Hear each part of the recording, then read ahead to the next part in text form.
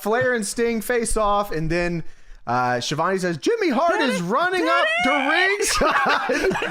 I was like, holy shit, what are you reading?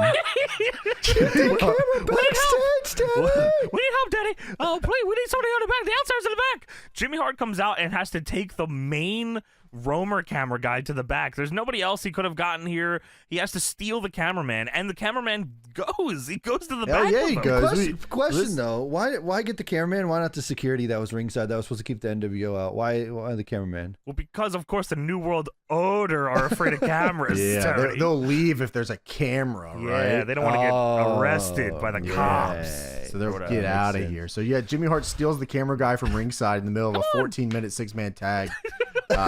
Which I'm sure they're all very happy about. We're only halfway through. Chris Benoit, I'm sure, was very happy about Macho that Man one. was definitely unhappy. He had a lot of spots to the left. Well, the Outsiders are back there apparently, and they're beating up one of Jimmy Hart's teams. One of many. Jimmy Hart also, so it's weird, like, Jimmy Hart gets the camera guy to go back there, but then Jimmy Hart jumps up and down on the apron and the ropes for 3 minutes to try to get everyone else's attention, so they'll also go to the back. So we don't see what happens in the back until Luger and them go. So, like, I don't know why why the cameraman took so long to get back there. Oh, yeah. Well, I mean, he needed, the cameraman's not going to stop these two dudes, right? Well, he's just filming. They're not going to attack him. I guess they could. Yeah, they could attack him, take the camera from him. But yeah, so Luger and Sting go with them. Many teams. Camera cuts backstage. And farming teams. He does. He has like 100. He comes out like every match. You're right. Yeah, you're right. Camera cuts backstage, and Hall and Nash are at a control center truck with a baseball bat, and Marcus Bagwell is on the ground. No.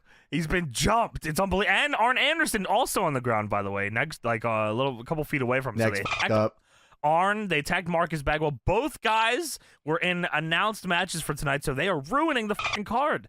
Then, the hero. Why are they all around the control truck, by the way? Why are Arn Anderson and Marcus Bagwell by the You know what? Is that truck? Maybe like a dressing room? Is that a locker room? Because they were in MGM. That might have been like a That's where the dudes do their somas, right, fellas? Soma truck. Dude, I'm on so many somas right now. I'm on all the somas. Tony. Get on some somas. Well, the hero. That's a deep cut.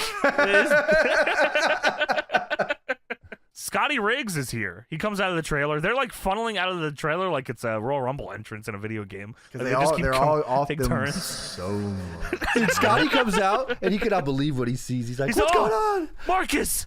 He stops, looks at the floor. Marcus!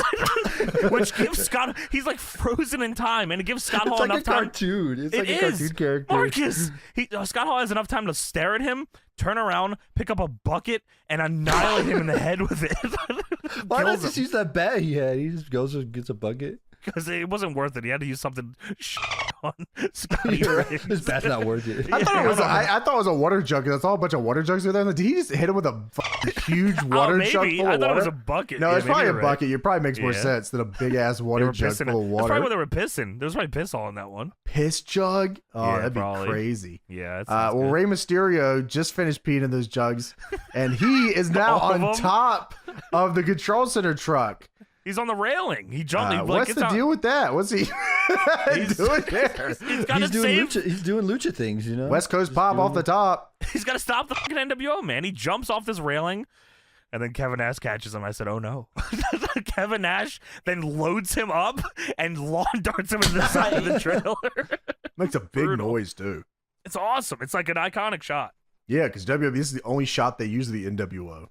You're right. I swear on everything they use from the NWO during the early days are this show. They show that segment, and they show the promo that they cut later. Yeah, you're right. Well, Hall and Nash leave in a limousine, but off camera, the Macho Man! He jumps on the top of the limo. You ruined my spots. 14 minutes. So Macho Man jumps on top of the limo. The limo drives away, and Macho Man is just on top of the limo. They just go. I was really hoping they would show like an overhead helicopter shot of this limo with Macho Man just going down the interstate. Going down 95. We're chasing here. We're here with the NWO. The New World Order.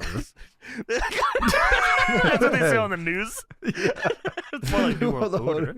Yeah, but Macho was trying to grab to the sunroof. That was funny. Yeah, and he drive like I don't know what happens because they drive off with him. Like they go off screen, driving off, and Macho Man is still trying to get them. I like that. I thought this was well done. This is awesome. Mongo is here, by the way, and he's screaming, "Outsiders! I can't believe it!" So we call an ambulance, please. Why can't you believe it? They've only been warned all night. The security all over the place. How can this happen? Dude, I love that Shivani at the top of the show goes, they've been targeting our control center trucks, and then they go backstage and they're at the control center truck kicking everybody's ass. How could they do this? Oh my god! Oh, you're gonna die, Mongo. Dude, that is what Mongo is. Dude. Yeah, you're right. It is for real. This can't go on. Jesus. Dude, Mongo, by the way, here looks like a big ass Frankie Kazarian. So they call for an ambulance. Sting is there. He's tending to Marcus Bagwell, who they say later on is his close friend. He looks at Eddie and he says, "Eddie, what happened?" Eddie's like talking to Ray, and Sting looks at him and he says, "What's he saying?" Ray's speaking English. Yeah, don't worry about that, buddy. But yeah, everyone's freaking out. I assumed that this shot wouldn't last so long. I didn't know it was 20 more minutes of this. Yeah, I didn't either, but I guess it makes sense, like, to make it real. Right, and especially during this period, you look at a 96 Raw compared to this is like unreal. Oh my god. They were still doing cartoons over there. This is nuts. Yeah, well, Eric Bischoff will let you know that the surrounding people that lived in the area actually called 911, whether you want to believe that or not. I don't know. Probably, I would probably believe it. I mean, they this is sold pretty it convincing. well. I guess the people in the stands were like, "What is this fucking wrestling? I don't know what wrestling is." They're called 911. Yeah, their kids are there. They want to see Mickey Mouse. They see fucking Macho Man on top of a limo driving. They saw the American males compromised to a permanent end. No, not the American males. Marcus. So they're putting Ray and the American males on gurneys and putting them in ambulances at this point now. Forever to do this, though. This is not like in succession. There is at least 2 to 3 segs after this. Oh yeah, everyone is gone. It's got to be they were at like the 30-minute mark when this probably happened, and I think it wasn't until the hour mark that we moved on. At least 45. I feel like don't they take a commercial break, or do they not? Do. I feel like they do, and then they come back and then they're just recapping. Oh yeah, it's definitely through a seg. Right. Yeah. So yeah, there's a fire truck that pulls up here. Fucking Arn is. They show a shot of woman. She's like cradling Arn, and Arn's holding his arm, my arm. And then it's just, there's a glimpse of Ric Flair's ass, and he's holding his hip, like right above the shot. It's like, get the fuck out of here. He took like 9 mother effing bombs, so he's probably trying to walk. They need to put him in the ambulance. You know what's crazy here, by the way, is that they took off Ray Jr.'s mask. Ray, by the way, speaking of Ray, is yelling, Quattro! Quattro! And Eddie says, "What do you mean there's 4? 4?" He said there's only 3 outsiders. So for the next 15 to 20 minutes, it's them trying to figure out why Rey Mysterio keeps insisting that there was 4 people and that he's a crazy person for this. Well, you know, Quattro does mean 4. No. John. No. How could this be? Oh, how could this be? 4? Quattro. Yeah, so this is like literally probably, you know, they always talk about it, I guess, when you look back at it, about how groundbreaking this was, but it really was. So like, it was. You get to see this backstage thing that just happened. They get away in the limo with Macho Man on top of it. Yes. You get to see it's a ton of wrestlers. It's like pretty much all the guys Alex that are there. Wright's there. Like the whole card is there. I mean, it's the card that they thought, and they make it. It legitimately feels like, if you were watching this at the time, it's probably crazy because it legitimately feels like the nWo just took out they knew that they said the card at the top. nWo just took out all the guys that everyone was expecting to be in matches, and now what the do you do? Yeah, absolutely. That's exactly what happened. I love the way they sold this too, because they take, so everyone gets into the ambulances and all that stuff like that. It cuts back to ringside, and Eric Bischoff is now out here with Heenan because they were going to take over for hour 2 of Nitro, of course. To do commentary, but Heenan says to Eric, he says, "I want to talk to you face to face, man to man. I'm not doing any commentary tonight. I got no way. It's not an interview. It's not a wrestling interview. I'm talking to you." Yeah, he says it's not worth being out here if I'm going to get crippled by a bunch of guys that don't even work here. Yeah, which is, you know, okay, I hear you. It's fucking awesome, yeah. And going back to you talking about, so yeah, they load Rey up on the stretcher. Yeah, they take his mask off. And Shivani's like, this is unheard of. In Mexico, the masked wrestlers are legends, and they never are seen without their mask.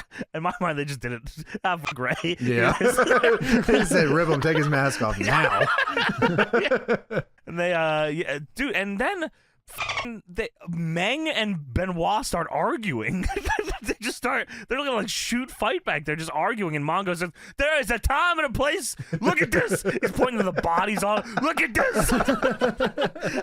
And then Jimmy Hart, Meng's yelling stuff. Meng also, by the way, one of Jimmy Hart's many tag team members. Oh, of course. I mean, yeah. That man was probably making so much money. He's in every fucking segment on the show. He was doing the music for the show. Yeah, that's unreal, man. He was gonna get his money. Hustler, bro. Hustler.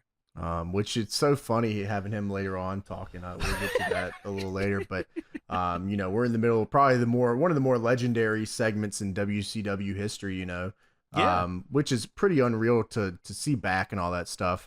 Especially because I never realized that this went so long. Like I was just about to say, like you said earlier and just said now, like I had no idea. Like but I guess maybe because I've only seen it again through the years through, like, you know, recaps, documentaries, DVDs and stuff. Someone talking about it, right? Right, exactly. Yeah, somebody, right, yes. And, like, even Meltzer said, he was like, this wasn't great for ratings, you know, because people were like, oh, fuck it, I'm no, not sitting here I watching this could anymore. definitely see people wanting to tune out as this is going on. He said it wasn't great for ratings, but he said this probably is one of the, like, best angles they've done, and I bet it pays off. Like, he says, I'm sure this will pay off for the pay-per-view. It's just crazy that he has about this. He has faith in WCW at this point. Isn't that crazy? Yeah. You're right. He says, I'm interested, and I believe that, you know, that the hype and the talk about this will, like, you know, help them for the pay-per-view on whatever date it was. It was Hog Wild. Hog Wild is Sturgis. Hog Wild is an insane fucking name. Yeah, that's where Hollywood Hogan beats the Giant. Yeah, that's right. And the Booty Man comes to the ring in an NWO shirt. Oh, brother, this guy stinks! Is that right? Yeah, that is right. Yeah. The Booty Man. Yeah, the Booty Man. The Booty Man, okay. Yeah, I think that's where they spray painted the NWO on the WCW title. On the belt. Oh, on the belt. Yeah. Oh, sure. So okay. very That's big awesome. time for them right here. Like this is an unbelievable This to run. Hog Wild is a very big time for them. That happens at Hog. The first time he spray paints the belt is Hog Wild. Yeah, with the Booty Man carrying a birthday cake. Dude, I don't remember that at all. Yeah, but they attacked the Booty Man, of course. Oh. This is the Patreon shoutout. A big thank you to Kem the Core and Deadman4620 for supporting the channel. Thanks for watching. Be sure to like and subscribe. Peace.